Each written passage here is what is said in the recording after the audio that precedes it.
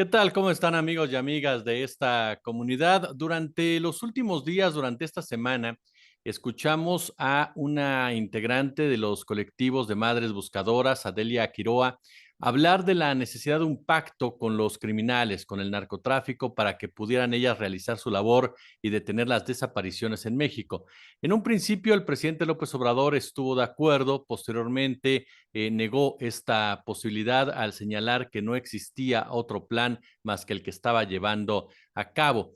¿Realmente se puede pactar con los criminales? ¿Ha existido la Pax Narca en México? ¿Cómo ha funcionado? ¿Funcionaría en este momento? Voy a platicar con uno de los periodistas que en lo personal más admiro, respeto y sabe él que personalmente lo aprecio muchísimo, el gran Jesús Lemus, un referente en toda la extensión de la palabra para muchos de nosotros. Tocayo, ¿cómo estás? Gracias, querido tocayo, siempre un placer, un gusto poder estar contigo en este espacio y gracias por la posibilidad de platicar siempre contigo. Oye, pues yo de entrada te preguntaría, ¿ha existido la Pax Narca en México? ¿Cómo funciona? Sí, sí, tocayo, o sea, no podemos negar, en esa relación de corrupción que ha habido entre el Estado y los grupos del crimen organizado, sí ha existido esa negociación, sí ha existido ese diálogo y sí ha habido, por supuesto, Pax Narca, como tú bien lo defines. Y podríamos irnos y remontarnos, yo creo que la primera Pax Narca que se estableció en México, yo creo que la podemos remontar hacia 1975, cuando surge justamente en la Operación Cóndor que aplicó el gobierno de Estados Unidos para la erradicación de marihuana o de los plantíos de marihuana en la Sierra Alta de Sinaloa. Acordémonos que ese plan, en la Operación Cóndor, la coordinaba en aquel tiempo un señor que se llama Alejandro Gers Manero y que hoy es el fiscal general de la República. Desde entonces, Gers Manero fue el que implementó la Pax Narca. Él fue el que les dijo a los principales grupos del narcotráfico que estaban en Sinaloa y que estaban siendo asediados por la Operación Cóndor. Él fue el que les propuso que se desplazaran más hacia el sur. Y fue lo que hizo que se desplazaran cárteles, el cártel de Rafael Caro Quintero, que se desplazara a Guadalajara. En Guadalajara, ya establecido como cártel, pues Rafael Caro Quintero negoció con Manuel Bartlett Díaz cuando era secretario de Gobernación de Miguel de la Madrid.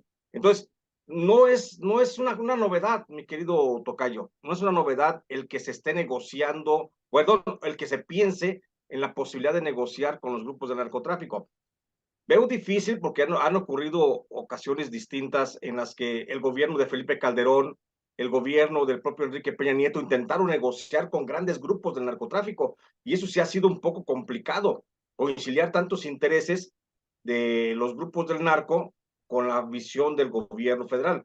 Pero recordemos que Genaro García Luna intentó la creación de un gran cártel y pacificar con el narco a través de la mediación de Sergio Enrique Villarreal Barragán, el Grande. El gobierno del presidente Enrique Peña Nieto también intentó negociar con los grupos del narcotráfico a través del general Salvador Cienfuegos Cepeda, pero que luego termina nada más en actos de corrupción, brindando protección de un funcionario a través de su estructura oficial de gobierno, dándole protección a un grupo. Pero eso es lo que vemos oficialmente. Sin embargo, déjame decirte, Tocayo, para entrar así en materia, que en México actualmente hay muchas regiones, muchos municipios, que alcaldes y jefes de célula se han sentado a negociar con los grupos del narcotráfico para pacificar el país. Es decir, sí es posible el diálogo con los grupos del narcotráfico, sí ha existido el diálogo de pacificación con grupos del narcotráfico y también, hay que decirlo, sigue existiendo esa negociación de narcotraficantes con autoridades, a lo mejor no a nivel popular como podría ser la presidencia de la República, a lo mejor no a nivel de gobernación, pero sí ha existido, al menos a nivel de Secretaría de Seguridad Pública y a nivel de Secretaría de la Defensa Nacional, sí ha existido esa Pax Narca. Y este planteamiento que hace Delia Quiroa, muy valiente, por supuesto, porque sabemos que Delia Quiroa es una mujer muy valiente, es una de las grandes, de los grandes referentes de la lucha social y de defensa de los derechos humanos en México. Creo que Delia Quiroa ha puesto el dedo en la llaga el pedirle permiso a un grupo criminal para que la dejen buscar a sus desaparecidos. ¿Cuántos, Tocayo, y esto me viene a la reflexión, cuántos periodistas no hemos estado tentados a tocar, más bien tentados a esa posibilidad de decirle al narcotráfico, hey, señores, déjenos trabajar, porque si el gobierno no nos puede dar seguridad y ustedes nos quieren matar, denos la posibilidad de trabajar. O sea, sí se puede llegar a esa negociación, mi querido Jesús. ¿Qué puntos mencionabas ahorita, alcaldes, regiones, se busca esto? Porque de repente lo vemos, tocayo, vemos incendiado Tamaulipas, Sí, vemos Guanajuato, vemos Michoacán, y de repente pasa como ahorita lo vemos también, por supuesto, en un estado como Baja California, que durante mucho tiempo estuvo soterrado, de repente vuelve a aparecer la violencia. ¿Cómo funciona ello? yo te puedo hablar ahorita de algunos estados. Yo conozco regiones en Michoacán, en Guerrero, en Oaxaca, en Veracruz, allá sobre todo el sur de Veracruz, en Chiapas, donde grupos del narcotráfico se han sentado, perdón, alcaldes se han sentado a platicar con grupos del narcotráfico y a cambio de a veces cuotas económicas, a veces poder político dentro de las administraciones municipales, les han dejado el control incluso de la seguridad pública a algunos grupos del narcotráfico. O sea, sí existe eso, sí es una realidad, que no lo quiera reconocer el Estado es otra cosa, pero hay muchas, muchas localidades, te digo, en esas entidades que yo conozco, donde los alcaldes han tenido que ver a los grupos del narcotráfico, a los jefes de las células locales y decirles, oye, échame la mano, vamos a pacificar, vamos a bajar los índices delictivos. Y quiero decirte que sí ha bajado índices delictivos, por ejemplo, en materia de asesinatos. Sí han bajado los asesinatos, incluso donde se llega a esa Pax Narca, hemos visto que bajan también los índices de la delincuencia común. Lo primero que desaparece son los robos a casa habitación, los robos a transeúnte, los robos de vehículos. Eso baja en forma muy, muy notable, pero sí existe. ¿Cuál es la dinámica?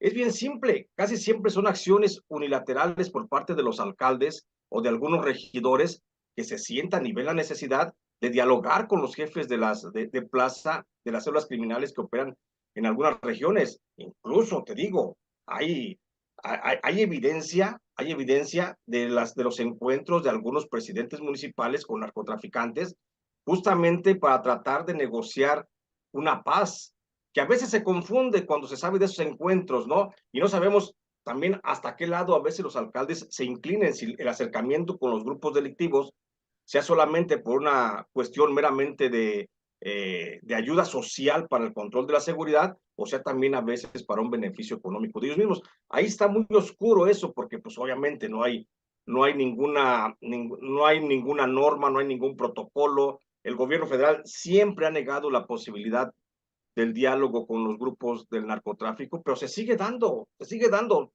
Seríamos muy tontos los mexicanos si pensamos que no hay un diálogo. Oye, si hay diálogo para la corrupción y para la colusión, también a veces hay diálogo para llegar a una pacificación en algunas regiones. Mucha gente, tocayo, como bien señalas, niega de manera tajante esta posibilidad porque dicen es reconocer el fracaso de la institucionalidad frente al crimen organizado. Pero la realidad que se vive en las calles es muy diferente a la de una narrativa o de un interés netamente político. ¿Tú lo ves así? Es decir, cuando hay este tipo de diálogo, este tipo de acercamiento, es porque la autoridad ya está rebasada por el propio crimen organizado o bien en un momento dado es porque las propias autoridades locales, como bien señalas, están abandonadas, porque siempre nos han dicho que si el Estado se lo propusiera, y lo hemos visto, cuando el Estado se lo propone y deja de proteger narcos, van sobre de ellos y los agarran directamente. ¿Cómo entender esto? ¿Es realmente parte de un fracaso institucional, de un abandono institucional o simplemente de los intereses que se mueven muchas veces a nivel de una economía criminal? Tocayo, no necesariamente yo pienso que el dialogar una autoridad con con grupos de crimen organizado para pacificar, no para negociar prebendas ni beneficios económicos para los funcionarios públicos, para pacificar, no tiene que ser parte de un fracaso de la seguridad pública. Puede ser, puede ser más bien parte de una política que ayuda al fortalecimiento de la seguridad pública. Lo que pasa es que hay gente que se niega a ultranza a la posibilidad del diálogo con los grupos del narcotráfico, estableciendo argumentos legales si quieres, como ese principalmente, que el Estado no se puede doblegar, que el Estado no puede reconocer el fracaso de sus políticas públicas, pero también, digo, eso es parte de un discurso, pero también hay el otro discurso de la gente que sí quiere y que sí está a favor de una negociación con el narco con tal de que se terminen las ejecuciones y la inseguridad en el país.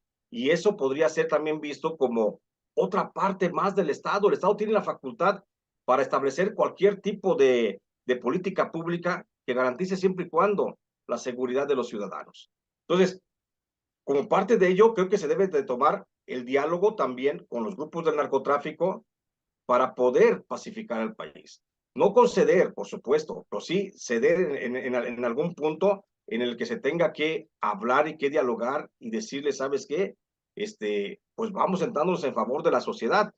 Yo soy partícipe de un diálogo entre las dos partes. Yo pienso que sí puede llegar a llevarse a cabo una Pax Narca y donde justamente el Estado, sea el que lleve el papel rector del control de la seguridad, que sea él el que tenga que proponer a la autoridad y digo, al crimen organizado. Y eso le dará, por supuesto, la autoridad y eso le garantizará asegurar que su papel rector en el control de la seguridad no ha fracasado, porque de él debe salir la propuesta.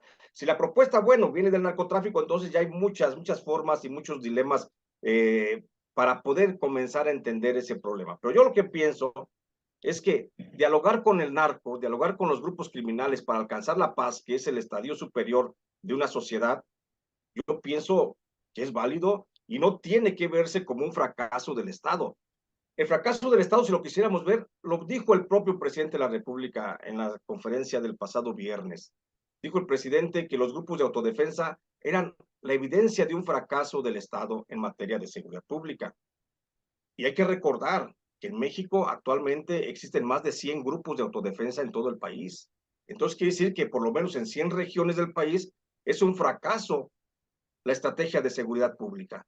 Entonces, creo que no es un fracaso. Creo que el Estado debe de tomar su papel rector y tomar dos figuras importantes que se quiere así como alejar como si fuera algo satánico, pero creo que es algo normal que podemos llegar ante estas condiciones tan emergentes y tan especiales que tenemos en México. Uno, reconocer la existencia de los grupos de autodefensa, respaldarlos, apoyarlos, ver cuáles grupos están coludidos con el narco y cuáles no, porque hay unos que están coludidos y otros no, ver cuáles tienen de veras intereses legítimos de solucionar el problema de inseguridad en sus regiones y por el otro, buscar un diálogo con los grupos delictivos del país. A final de cuentas, creo que preservar la vida de los mexicanos vale cualquier cosa y vale incluso quitarnos esos atavismos sociales, ese radicalismo con el que mucha gente no quiere pensar. Estamos transitando a una evolución humana, a una evolución social, una evolución democrática en México, mi querido Tocayo, y no puede ser que todas sigamos con pensamientos tan retrógradas como el de no quiero platicar con aquellos porque son malos. Sí son malos, sí es cierto, la delincuencia, el crimen es malo, por eso está la ley establecida, pero también hay un principio fundamental que tiene que tutelar el Estado, y es la seguridad, y es la paz, y es la vida de los mexicanos. Y eso, sobre eso debe de basarse el principio de diálogo con el crimen organizado. Si hay que pactar con el diablo, se puede pactar con el diablo y se pueden establecer formas claras, muy transparentes, para poder llegar a una pacificación nacional. Déjame hacerle un poco de abogado del Sí, diablo. Eh, Le convendría, todos sabemos que hay un grupo político empresarial que ha hecho un negocio con la guerra del narcotráfico, que Genaro García Luna es el mejor ejemplo de ello, empresas de seguridad que se enriquecieron, el lavado de dinero, son cantidades impresionantes, ahí están los datos de la ONU en el sentido de que el lavado de dinero sirvió precisamente para sacar a Estados Unidos al mundo de la crisis del 2008, la violencia como control social por parte de estos grupos económicos políticos.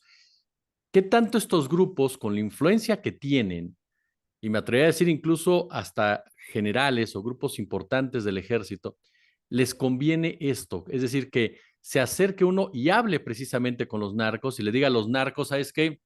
Ya estuvo, vámonos a llevar tranquila, y los narcos acepten como ha sucedido ya en otros lugares. ¿Qué tanto estos grupos son ellos mismos y que son parte del escenario legal, a final de cuentas, les conviene una negociación de este tipo? no les conviene una negociación de este tipo porque estaríamos transitando hacia una posible paz.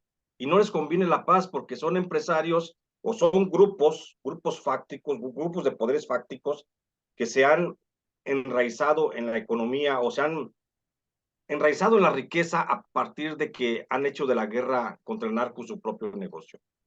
¿Cuántas empresas? Yo tengo contabilizadas de las empresas que suministran a la Secretaría de la Defensa Nacional, a la Secretaría de Marina, a la Secretaría de Gobernación, a la Secretaría de...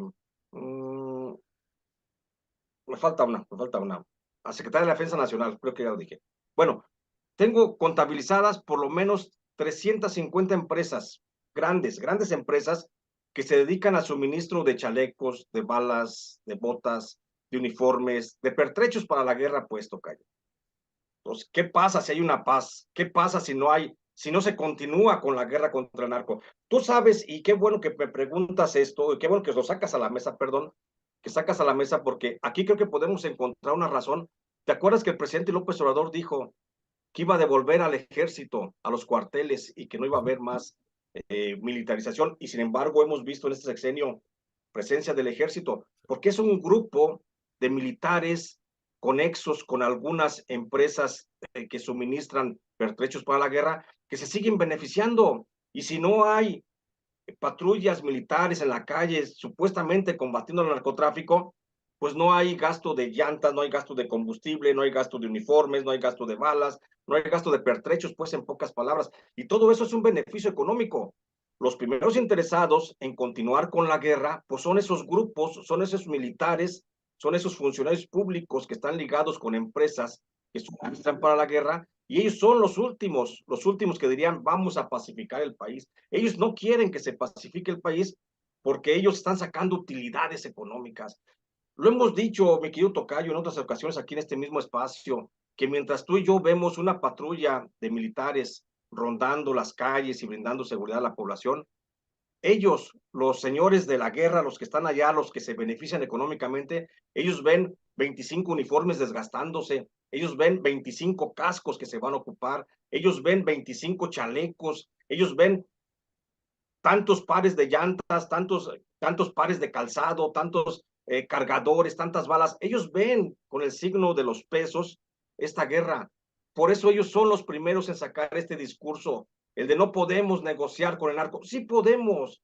El Estado tiene la facultad, el Estado mexicano legalmente tiene la facultad para sentarse a negociar con quien sea para alcanzar un beneficio, una estabilidad de la sociedad. Entonces, no veo por qué tengamos que seguir haciendo caso a este discurso tan trillado, tan desgastado, pero también muy bien estructurado para satanizar la posibilidad de un diálogo entre grupos delictivos y grupos del gobierno. Porque déjame decirte, hay, sé que hay, sé que hay buena intención por parte de algunos grupos, y no te hablo de las cabezas porque eso no lo sé, pero yo a veces platico con fuentes informativas y ellos han platicado esta posibilidad, dicen, no, que a toda madre que se diera un diálogo. Eso le corresponde, por supuesto, al Estado, le corresponde al Estado la posibilidad de un diálogo, pero creo que sí es factible, y los únicos que se oponen a este diálogo, querido tocayo, pues son los que se están beneficiando económicamente con la guerra. Eso no nos gusta a los demás, a los que estamos poniendo, unos ya hemos perdido libertad, otros han perdido la vida, otros han perdido familiares. No nos gusta la parte que la sociedad está pagando con esta violencia. ¿Cuántos no estamos en riesgo de muerte por las condiciones de violencia que tenemos actual? Entonces, eso no nos gusta a muchos ciudadanos. Yo sí soy partícipe de que si se quiere dialogar, yo creo que se puede dialogar. A final de cuentas, digo, el Estado mexicano tiene la facultad para ello.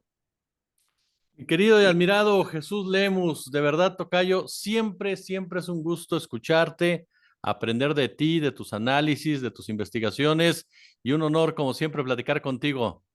No, hombre, al contrario, mi querido Jesús Escobar, siempre un placer poder estar en este espacio y pues sí, platicar contigo porque tienes una capacidad increíble y lo metes a uno en Honduras. No, te lo agradezco muchísimo, tocayo, te agradezco mucho que me des esta posibilidad de pensar y poder platicarlo contigo.